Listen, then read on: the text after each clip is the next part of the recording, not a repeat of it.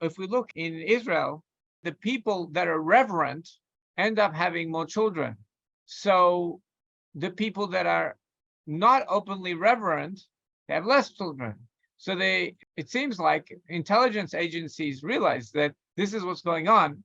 And historically in Israel, the majority has been the people that are not openly reverent, and the reverent people were the minority.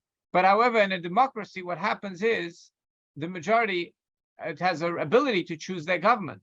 One of the things of the American Constitution is that we're not a democracy, we are a republic, where yes, there is a majority, however, there are rights of the individual as well. And that's what America is based on, and checks and balances. But what happened in Israel, they realized that since there's a democracy, the majority, which are reverent, will vote in a government which is going to be more reverent, and they do not want to, the not so reverent people do not want to relinquish control of the decisions of the country. So they did something pretty interesting where they gave the power, the political power was given over to the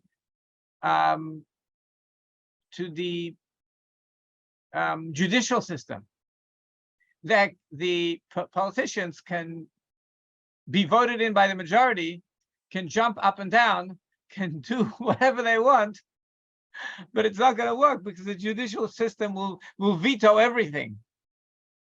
So they're basically going to be paralyzed.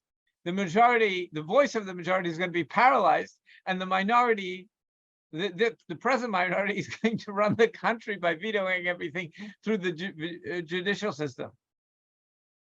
So when the people in Tel Aviv that are known to be less reverent scream the democracy, it's actually absurd. It's actually the opposite, because the majority, the democracy, in other words, the majority, they voted in for a government that's supposed to be more reverent.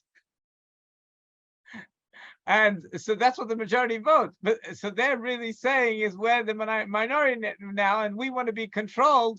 We want to be in control, and we don't want to follow the majority. We don't want to be a democracy. We need minority control. They just call it in nice words. They use the opposite words. It's absolutely absurd.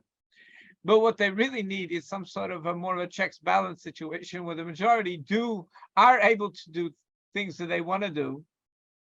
But similar to America, not to step on the rights of the individual. So that's a little summary of what I understand is the analysis of what's going on. What we really want is the ultimate judicial reform of Mashiach,